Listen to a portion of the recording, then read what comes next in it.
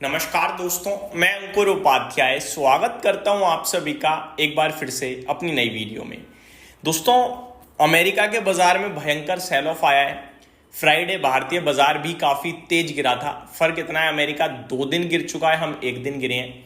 Gift Nifty को देखकर कहीं ना कहीं निवेशकों के मन में डर आ रहा होगा और बहुत भयंकर डर होगा, क्योंकि करीब 600 पॉइंट्स की गिरावट गिफ्ट निफ्टी दिखा रहा है। हमारी क्लोजिंग निफ्टी लेवल्स पे 22,900 के करीब हुई है और 22,300 के करीब गिफ्ट निफ्टी शो कर रहा है। कितना गिर सकता है बाजार? एज ए इन्वेस्टर आपको क्या करना चाहिए और ये गिरावट कितनी लंबी हो सकती है? ये कुछ सवाल हैं जिनका जवाब इस वीडियो के माध्यम से आप सभी के साथ शेयर करने की कोशिश करूंगा। सबसे पहले तो आपको थोड़ा फ्राइडे में जो गिरावट हुई है कल, उसके बारे में बताना चाहूंगा। करीब इन्वेस्टर्स का 9.5 लाख करोड़ का नुकसान हुआ है। तो पहली बात तो आप ये मत सोचो कि आपकी पोर्टफोलियो टूटी है। पूरे मार्केट की धज्जियां उड़ गई हैं।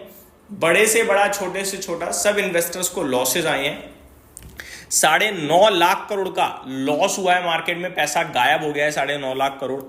और सेंसेक्स करीब 930 पॉइंट टूटा है और बैंक निफ्टी थोड़ा कम टूटा था। Nifty, Sensex, small cap, mid cap में भयंकर लेवल पे गिरावट हुई। मैं एक बार लेवल्स भी बताना चाहूंगा। 350 पॉइंट आपके लिए निफ्टी टूटा है और 22,900 आ गया है। सेंसेक्स 930 पॉइंट टूटा है, 75,360 आ गया है। Bank Nifty flat to negative था। मिड कैप इंडेक्स ऑलमोस्ट 3% टूटा है और स्मॉल कैप इंडेक्स 3.5% टूटा है। तो बाजार का हाल बेहद खराब था। दोस्तों, गिरावट के पीछे कुछ रीजंस बताता हूं। पहला रीजन था जो रेसिप्रोकल टैरिफ आया वो। दूसरा रीजन था इन्वेस्टर्स के मन में टेंशन का माहौल बन गया और सेलिंग प्रेशर आ गया, मार्केट में सेलिंग हो गई। तीसरा रीजन था एफआईआईज की बड़ी लेवल पे बिकवाली आई है। और फ्राइडे यानी कल तो डीआईआईज ने भी बेच दिया, और ऐसा बड़े लंबे समय बाद हुआ है जहां एफआईआईज और डीआईआईज दोनों सेम डे बेच कर गए हैं और अच्छी क्वांटिटी बेच कर गए हैं। तो ये थोड़ा नेगेटिव नहीं, बड़ा बहुत ज्यादा नेगेटिव था। तो एक एक करके अब इनको डिटेल में समझते हैं। सबसे पहले एफआईडीआईज का डेटा बताना चाहूंगा। एफआईआईज 3483 करोड़ का बेचकर गए हैं। डीआईआईज 1720 करोड़ का बेचकर गए हैं। एफआईआईज फ्यूचर्स में 6039 करोड़ का बेचकर गए हैं। स्टॉक ज्यादा बेचे हैं, इंडेक्स को थोड़ा कम बेचा है, पर बेचा सब है। अब सवाल ये उठता है कि कितना गिर सकता है। ये जो भी गिरावट हो रही है ये इंपोर्ट करी हुई है अमेरिका से। जी हाँ, हमारी प्रॉब्लम नहीं है, प्रॉब्लम यूएस की है। अब आप ये सोचो कि यूएस 2 दिन में 4000 पॉइंट डाउ जोन्स टूट गया है। नेस्डेक इंडेक्स, एसएमपी 500, रसेल 2000 2 दिन में 10% टूट गया है। ये मामूली गिरावट नहीं है भाई साहब। इंडेक्स का 10% टूट जाना, वो भी 2 दिन में, ये अपने आप में बहुत बहुत ज्यादा टेंशन और बहुत ज्यादा सोचने विचार करने वाली बात है। डाउ जोन्स 38,300 आ गया है, ऊपर 45,000 का हाई लगाया हुआ है इसने, यानी करीब करीब 8,000 पॉइंट नीचे खड़ा है डाउ जोन्स ऊपर से। ये ऑलमोस्ट 20% समथिंग हो गया आपका। एग्जैक्टली तो नहीं, बट 20 हो गया ऑलमोस्ट। अब सवाल यही है कि कितना गिर सकता है। देखो, भारतीय बाजार, अमेरिका अगर 3% टूट रहा है तो भारतीय बाजार 1% टूटेंगे। इसलिए नहीं कि हमें प्रॉब्लम हो रही है, इसलिए क्योंकि हम ग्लोबल मार्केट्स में अमेरिका को फॉलो करते हैं, इमर्जिंग मार्केट्स में। तो अगर वो गिरेंगे तो हम भी गिरेंगे, लेकिन हम कम गिरेंगे, बढ़ेंगे ज्यादा, ये आप समझ लो। अब अगर डाउ 2 दिन में 4000 पॉइंट टूट गया, टेक्निकल स्ट्रक्चर में अगर अमेरिका के डाउ जोन्स का देखूं तो यहीं पे सपोर्ट बनता है 38,000 और 37,700 के आसपास।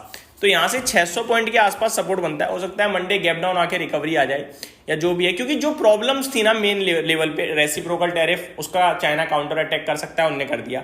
अब जो है थोड़ा पॉजिटिव आ सकता है कुछ, क्योंकि ट्रम्प साहब को भी दिख रहा है भैया ऐसे तो जनता बहुत ज्यादा नेगेटिव हो जाएगी, हमारे विरोध में उतर आएगी, इसको संभालने के लिए कुछ करना पड़ेगा।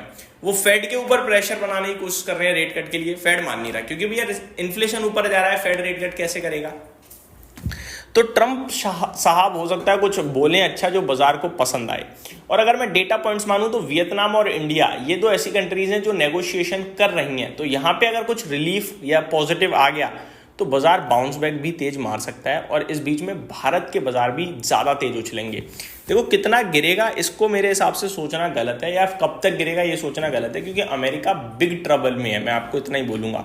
आपको सिर्फ लेवल देना चाहूंगा 23,400 का। जब तक वो ऊपर में ना निकले तब तक आप पॉजिटिव मत होना, ट्रेडर हो तो। और अगर इन्वेस्टर हो तो ये जो मार्केट की करेक्शन है, यूज करो बाइंग के लिए, क्योंकि यहाँ पे जो इंडेक्स है वो उतना नहीं टूटा, लेकिन स्टॉक्स की धज्जियां उड़ गई हैं। तो ये मौका ही है, क्लियर कट मौका है, क्योंकि अगर आप 2 साल से ज्यादा का व्यू बना रहे हैं तो ना अमेरिका में रिसेशन आ रहा, 2 साल आएगा तो 6 महीने में गायब हो जाएगा, क्योंकि इवेंचुअली तो ये जो कुछ हो रहा है वो अमेरिका के लिए पॉजिटिव है, बट अभी नहीं, आगे चलकर होगा। तो रिसेशन अभी आ सकता है लेकिन टिकेगा नहीं ज्यादा लंबा। दूसरी बात, इंडिया के लिए तो भैया सब कुछ अच्छा है, बस आईटी सेक्टर प्रॉब्लम में आ जाएगा अगर अमेरिका में रिसेशन आया तो मेरे हिसाब से भारत टॉप बैट होगी और भारत से रिलेटेड कंपनीज टॉप बैट होंगी। वहीं अगर हम बात करें जो बाकी की कंपनियां भारत से रिलेटेड, तो एफएमसीजी है देखो ज़्यादा से ज़्यादा, क्योंकि हमारा कंजप्शन हो जाता है यहीं पे। लेकिन बाकी सेक्टर्स की भी बात करूँ तो 1-1.5 साल में बहुत अच्छा हो जाएगा। ये भाव आपको 4-4 साल पुराने मिलने लगे हैं, तो इनको बेकार और व्यर्थ मत जाने दीजिए। ऐसे समय बाजार में आते हैं और ऐसे समय में अगर आप डर गए तो आपका पैसा बनाना मुश्किल हो जाता है। और अगर आप ऐसे समय में हिम्मत रख के सामने आए और 3-5 साल का व्यू बनाया तो आप एक अच्छी वेल्थ बनाने की तरफ ध्यान देते हैं मेरे हिसाब से। तो ये मैं आपसे कहना चाहूँगा एज अ इन्वेस्टर। उम्मीद करता हूँ डिटेल्स पसंद आई होंगी। Thank you so much for watching this video. Have a great day guys.